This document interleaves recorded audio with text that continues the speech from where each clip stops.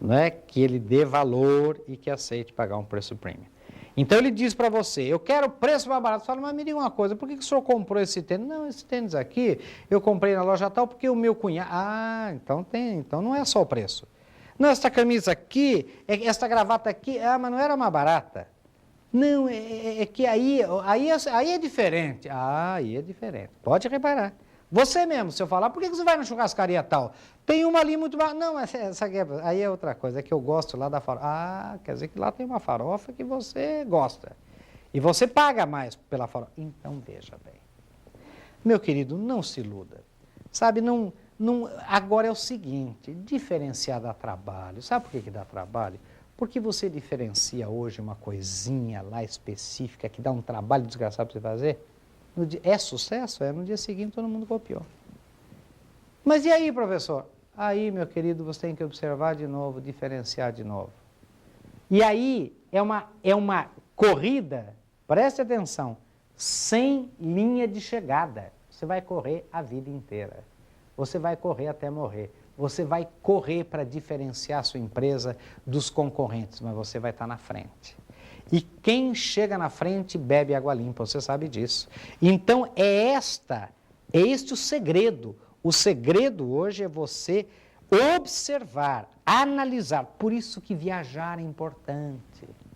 Por isso que quando você sair de São Paulo, sair de Minas, sair de onde for para outro lugar, ou for para o exterior, e você tem um supermercado, uma barbearia, uma padaria, seja lá o que você tem, um escritório, visite uma padaria, visite. Não vá viajar sério, aproveite uma viagem. Observe comportamentos lá fora, observe comportamentos, por exemplo, de pessoas do Grande São Paulo, observe uma gôndola de supermercado e veja que coisa interessante, por que será que esse produto está aqui? Porque observe as tendências do mercado. O que nós estamos notando, por exemplo, de tendência de mercado? As pessoas cada vez mais estão morando sozinhas, as famílias são menores. Qual é a tendência de mercado? Embalagens menores, entregas menores, sistema, não é verdade? Por quê? Porque eu moro sozinho, eu e minha mulher, se eu comprar vamos dizer assim, um litro de sei lá o que, um vidro enorme de gelatina ou de geleia, eu vou comer 6 meses de geleia. Eu passo um pouquinho no pão toda manhã, quer dizer, eu não aguento mais ver aquela... Então, os sachês, as embalagens pequenas, individualizadas. A forma de entrega hoje individualizada, mas eu não posso entregar lá. Mas será que não tem um jeito de buscar uma terceirização na entrega? Ver porque as pessoas hoje estão mais acomodadas, mas não é só acomodadas porque são comodistas, porque trabalham o dia inteiro. A pessoa chega em casa, daí olha, vê, será que você não pode diferenciar a sua empresa? Não, e a diferenciação não é no produto, o produto você às vezes não faz. É a diferenciação no serviço, no que a gente chama de prestação de serviço. E prestação de serviço é isso, é fazer o cliente ganhar tempo, é fazer o cliente ter facilidade. Ligou, pumba, resolve o problema. É ter alguém que solucione o meu problema. É ter alguém que faça e não fique perguntando muito. Alguém que mande e não fique encrencando, né, ligando, mas o senhor vai pagar mesmo? O senhor vai não sei o que mesmo? Sabe? Alguém que aceite, que não é porque as outras pessoas ou alguém deu prejuízo a ele que eu também vou dar. Não é? Então você cria normas enormes a partir de exceções. Porque 1 ou 2 deram o cano em você, porque 1 e 2 não pagaram, você agora só entrega criando um formulário com 300 perguntas. Daí né, acabou. Mas por que aconteceu? Porque teve um homem que não pagou, mas 1 não pagou. 2 não pagaram, 5 não pagaram. Quantos pagaram? Uns 200. Bom, será? Você não está administrando pela exceção, em vez de pela regra? Cuidado. Então, meus queridos, eu queria dizer a você o seguinte. A esses que dizem, meus clientes só querem preço. Eu sinto muito. Eles querem que você dê tratos à bola e diferencie a sua empresa. E dê a eles um motivo, um que seja, para pagar um pouquinho mais pelo seu produto, pelo seu serviço. Mas quando esse motivo não existe, o que eu quero é a diferença. E a diferença qual é? Preço. A diferença qual é? Prazo. Gente, quando duas coisas são absolutamente iguais, eu não vou comprar o mais caro, nem aquele que me exige pagamento à vista. À vista eu seria um burro se fizesse isso. Na verdade, eu vou o quê? A diferença, de novo, é o preço. Note que quando a diferença existe, né, você opta pela diferença. E todas as pesquisas provam que quando outras diferenças relevantes, percebidas como valor pelo seu cliente, pelo seu consumidor, preço vai lá embaixo. Preço é uma das últimas considerações, e eu vou contar para vocês o que a gente observa em pesquisa. O sujeito fez uma compra, assim vamos dizer, ruim, sabe comprar, sabe, o cara foi, ele pagou caro mesmo, caro demais. Ele sabe que ele pagou caro. E daí você vai e pergunta para ele na pesquisa assim, mas o senhor comprou isso daí? Tem muito mais barato. Vocês não imaginam o que ele recorre de capacidade inventiva para justificar o porquê ele pagou aquele preço. Veja, por exemplo, quando você pega uma camisa de grife. Ué, mas você paga por quê? Tem tantas iguais. Não, mas porque era, não aconteceu que eu estava andando, se justifica. Mas ele paga o preço premium, porque ele vê uma diferença. E a diferença, às vezes, é o status dele, a diferença é o prestígio, a diferença, às vezes, é a cortesia, é a rapidez, é o tempo. Pense nisso. Diferencia a sua empresa para fugir da terrível guerra do desconto e prazo, porque dessa guerra não tem nenhum vencedor.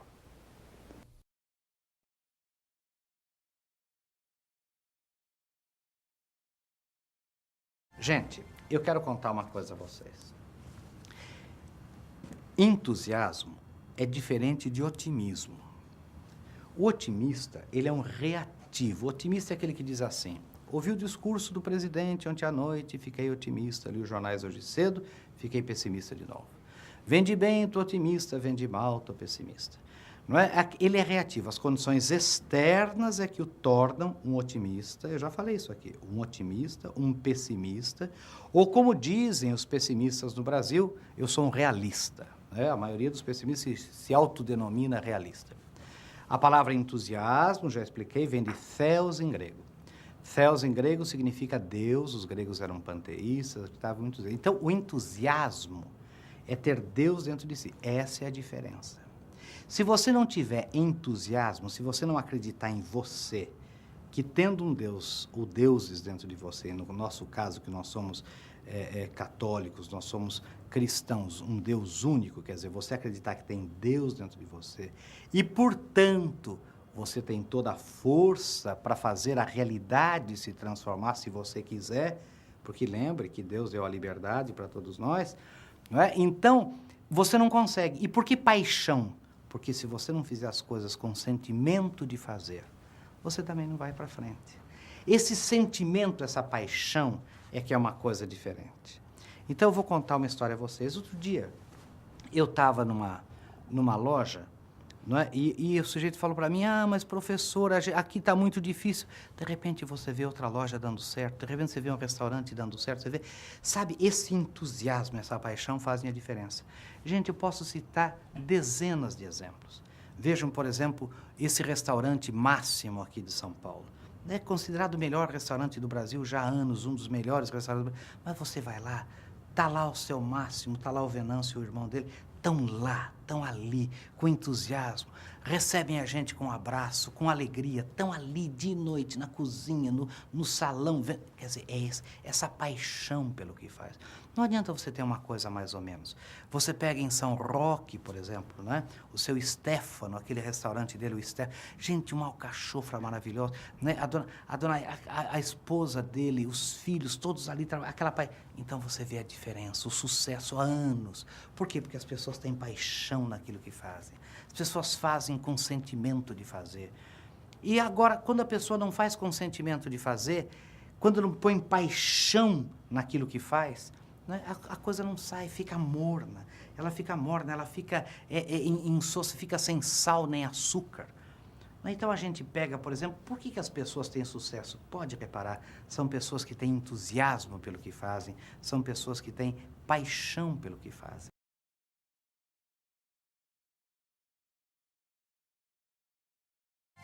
Ética é muito mais do que não roubar.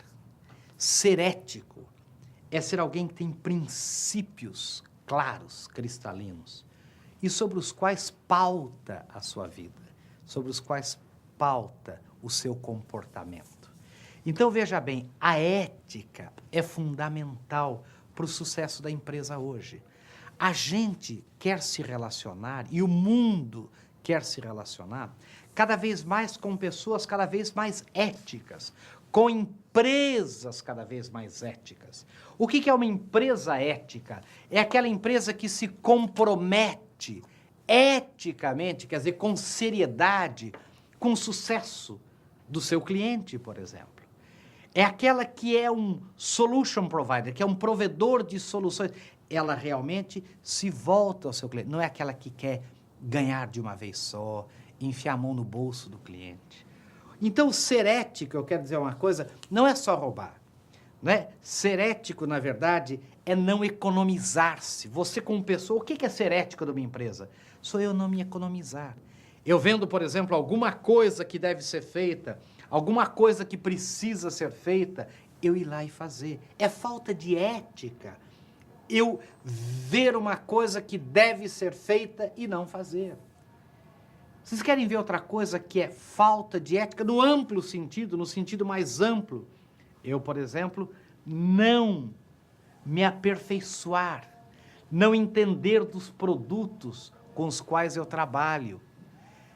É falta de ética, por exemplo, eu não participar de algum curso que eu possa participar para que eu contribua mais com o meu cliente, com o meu mercado. É falta de ética, por exemplo, vou dizer para vocês, é pouco ético. Isso pode parecer uma loucura que eu estou falando. Eu, por exemplo, ter informações e não passar essas informações, se elas são relevantes para a melhoria do produto, para o atendimento ao cliente. É falta de ética, por exemplo, eu sonegar informações que são relevantes com relação à concorrência, com relação ao mercado. É falta de ética, gente. Eu, por exemplo, não preparar um sucessor para o meu lugar. Porque não é só o egoísmo de... Não, pode ser que aconteça alguma coisa comigo. Né? E eu sonegar o conhecimento para que forme um sucessor.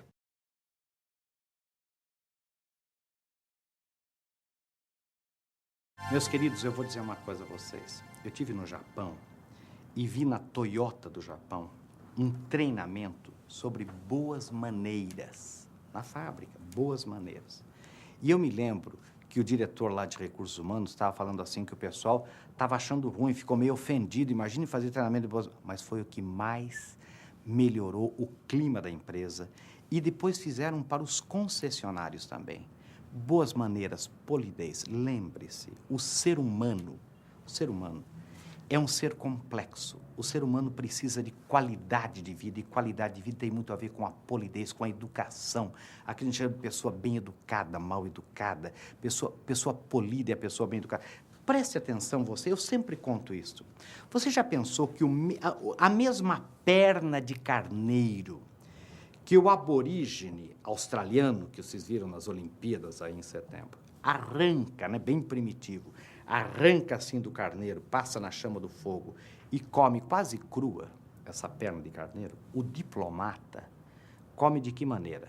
Com cristal da Boêmia, porcelana inglesa, talheres de prata, não é verdade? Quer dizer, aquele negócio de com licença, por favor, obrigado, sente aqui, não é isso? Então é importante, gente, lembrar que a polidez faz parte da civilização. Não é? A civilização significa detalhes. E detalhe significa polidez. Pode reparar. Então, um ambiente onde as pessoas são polidas, educadas, é um ambiente de trabalho melhor. As pessoas se sentem mais humanas. A gente se sente mais elevado. Não é? Quando o ambiente, quando as pessoas são polidas, educadas. E a gente, é muito fácil. Polidez são aquelas 4 palavras que a gente aprendeu na pré-escola, que eu queria que você repetisse comigo. Com licença, por favor, obrigado, me desculpe. São as 4 palavras mágicas. Se todos nós só falássemos, não é? Isso, só fizéssemos isso, falássemos com licença quando a gente vai passar na frente de uma pessoa, por exemplo, que está olhando numa gôndola de supermercado, você está olhando, a pessoa passa, para na sua... Fala com licença. Se você pedir, por exemplo, falar obrigado, obrigado para tudo, obrigado. Eu me sinto obrigado por isso que você fez. Não é? Com licença, por favor. Pedir por favor, por favor. É fácil isso aqui, vá lá, por favor. Né? E me desculpe, veja você, no ambiente de trabalho, no dia a dia, como a polidez é fundamental.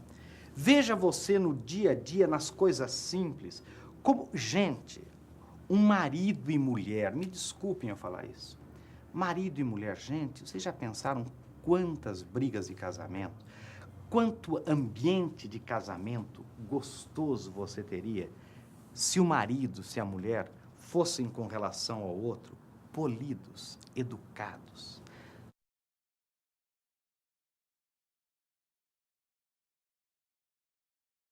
O que é ser um executivo, um gerente, um chefe neste novo milênio, né? Nesta nova era assim eletrônica, nessa nova era aqui de grandes desafios e mudanças. Eu queria dizer a vocês o seguinte, eu quero comentar hoje no programa só um artigo, uma pesquisa, que saiu na revista The Economist, no final do ano passado.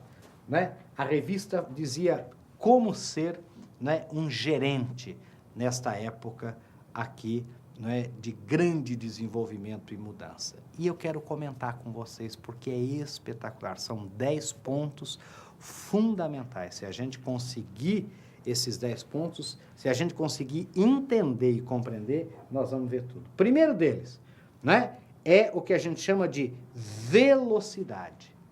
E diz aqui a pesquisa o seguinte, né, que esta lista de 10 poderia parar aí, poderia parar na velocidade.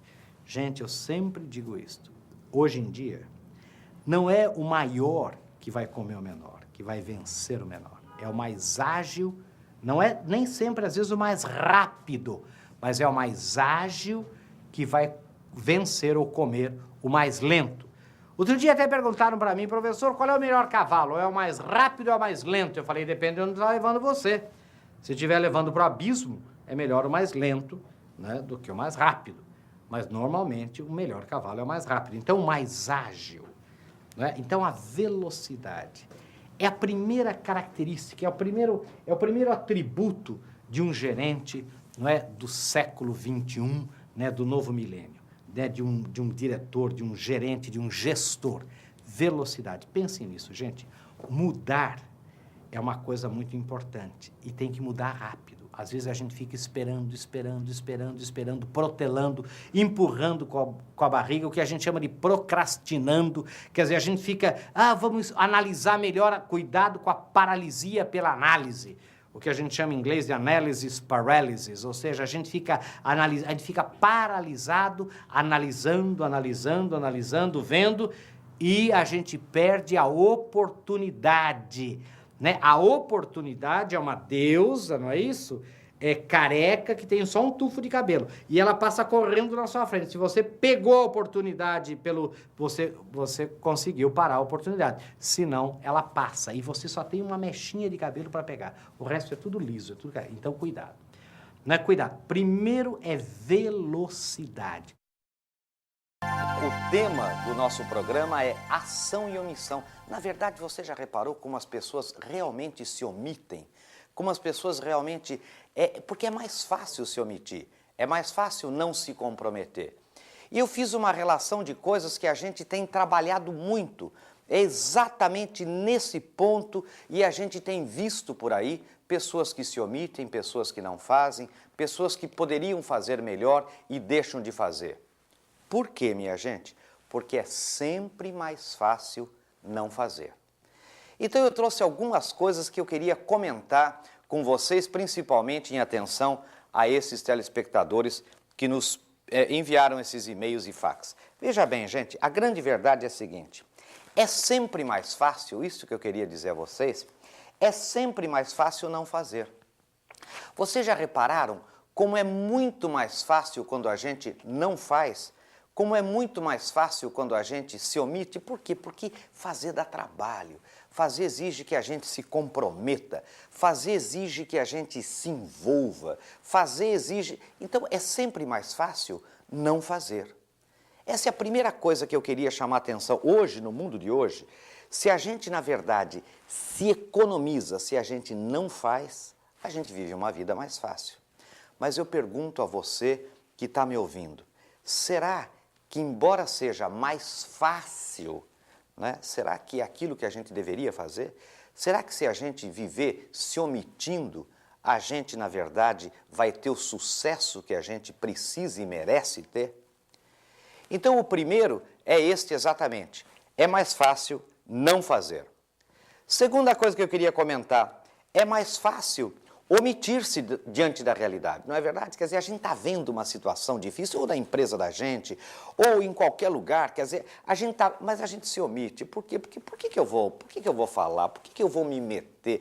Por que eu vou... Então a gente se omite. O pecado da omissão, não é gravíssimo.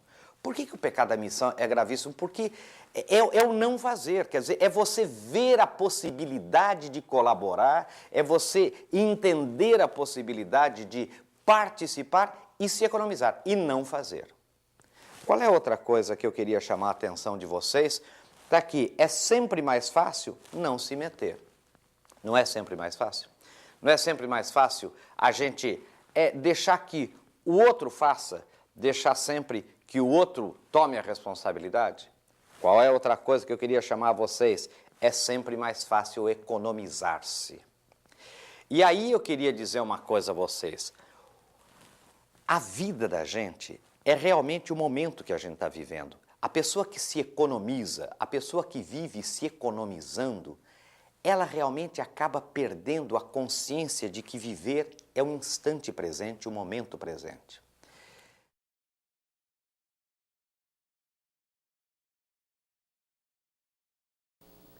Veja bem, o nosso programa vai ser sobre o básico, o atendimento. Veja uma coisa que eu queria que você, telespectador que está me ouvindo, você que está me ouvindo, entenda. A gente complicou muito, a gente cresceu muito nas empresas, a gente criou programas complexos como o tal do CRM, Customer Relationship Management, quer dizer, o gerenciamento do relacionamento com clientes. A gente criou programas de computadores sofisticados, mas isso, sem o básico, não resolve. E qual é o básico do atendimento? O básico, gente, é atender bem. O básico é ser simpático. O básico é entregar o serviço que você prometeu, que você promete no contrato, que você promete quando faz a propaganda, que você promete quando está no mercado. Atender bem é a coisa mais básica. E às vezes a gente complica, enfeita o pavão, como a gente fala, a gente sofistica, a gente usa assim atributos de alta tecnologia e o básico não é feito. O básico do atendimento, o básico do bom atendimento telefônico, o básico de uma simpatia, de um sorriso, da rapidez, de fazer o cliente ganhar tempo comigo, né, de não enrolar o cliente, de não enganar o cliente, de não fazer o cliente se sentir menosprezado, diminuído, não deixar um cliente numa sala de espera, por exemplo, desnecessariamente, quando o cheque está pronto lá na mesa. É só pegar esse cheque e entregar para aquele coitado, aquela pessoa que está ali esperando horas para receber aquele cheque, está pronto. E você, de propósito, ou sem a sensibilidade necessária, deixa a pessoa ali esperando horas, esperando... Por quê? Não é? Esses atendimentos, quando a gente vai, por exemplo, num edifício, né, o atendimento ali no escritório, o atendimento da pessoa que está ali, olhe nos olhos, coisas simples, que nós vamos ver, né, neste programa. Então, o que eu queria chamar é mais ou menos o que hoje em inglês a gente chama de back to basics, quer dizer, de volta ao básico.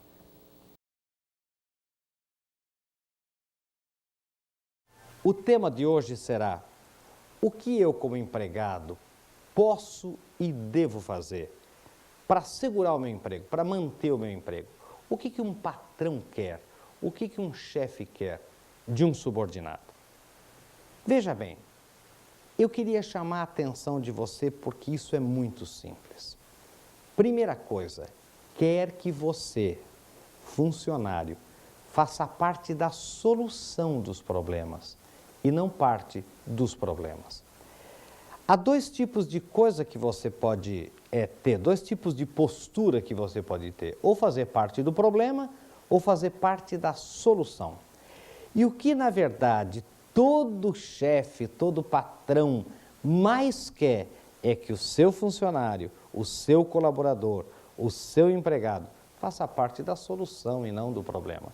Que ele não venha com problemas, que ele venha com soluções.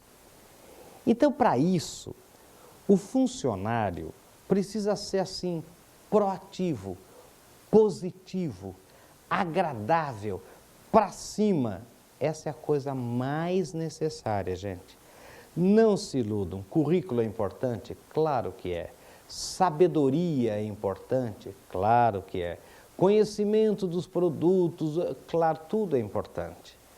Mas tudo isso, numa pessoa para baixo, negativa, é uma pessoa, como eu disse no meu último livro, Livre-se dos Corvos, é uma pessoa, um corvo, não resolve nada.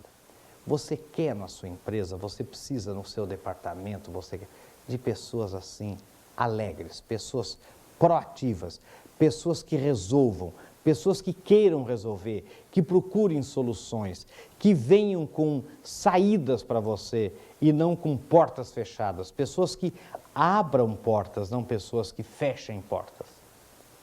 Eu vejo muito, quando a gente comenta, né, entre chefes, patrões, gerentes, diretores, grandes e pequenos e médios empresários, o que a gente ouve falar?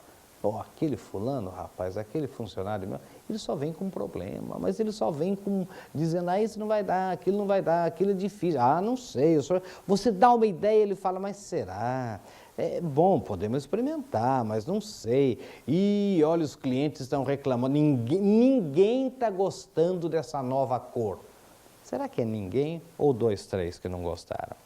Sabe essa pessoa que vem dizendo assim, um dia um dono de um supermercado falou uma coisa para mim que eu quase morri da risada, ele falou, todo dia.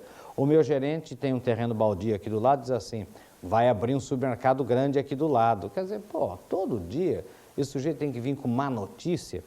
Então, eu quero dizer uma coisa, parece bobagem, mas esta é a verdade. Você quer, na sua empresa, funcionários que façam parte da solução e não do problema. Então, o nosso tema hoje é como fazer para que o funcionário se comprometa com a empresa. O que é comprometimento mesmo? Pense bem. Nós fizemos várias pesquisas já na vida, né? A gente na Antropos trabalha fazendo muita pesquisa. Eu queria dizer a você, a coisa mais importante, mais valorizada num funcionário, num colaborador, assim como num amigo, assim como numa pessoa, é o comprometimento.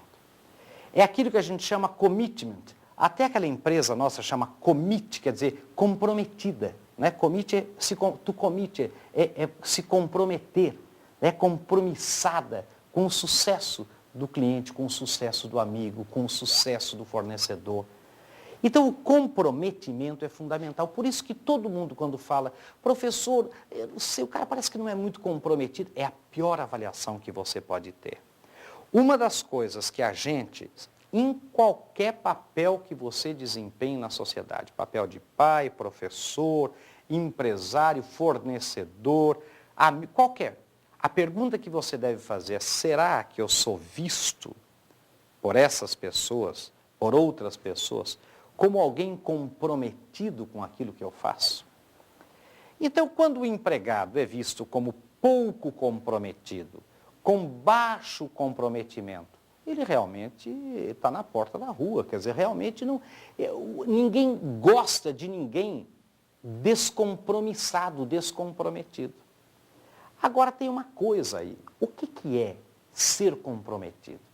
Ser comprometido é realmente acreditar, né, na sua missão, na sua possibilidade de fazer, quer dizer, é dar tudo, né, tudo da sua inteligência, tudo do seu saber, tudo da sua condição física, por exemplo, e tudo da sua vontade, tudo do seu querer, tudo do seu entusiasmo, tudo né, da sua força até física, para fazer aquilo dar certo, para fazer aquilo que a sua inteligência disse para você, que é aquilo que você deve fazer, aquilo que leva você aos objetivos maiores, sejam seus, sejam da empresa, sejam do cliente, sejam, enfim, das pessoas com quem você trabalha ou para quem você trabalha. Então, esse que é o comprometimento. Então, agora, para você se comprometer, você tem que ter algumas condições básicas anteriores. Por exemplo, como que eu posso me comprometer num ambiente onde ninguém se compromete? Onde você, quando se compromete, faz alguma coisa boa, quando você acredita que você está totalmente... Você, na verdade, recebe punição ao invés de um reforço positivo.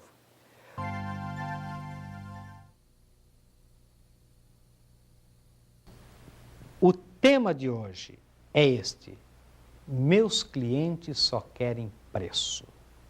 Como vencer nesta guerra de mercado? E eu quero chamar a atenção de você. As pessoas têm uma ilusão que é muito difícil de explicar, porque as pessoas teimam em não querer entender, não é em não entender, é não querer entender, que realmente preço é importante e fundamental quando não há outra diferenciação mais importante. Vou dar um exemplo. Nós fizemos uma vez uma pesquisa em inúmeras concessionárias de automóvel.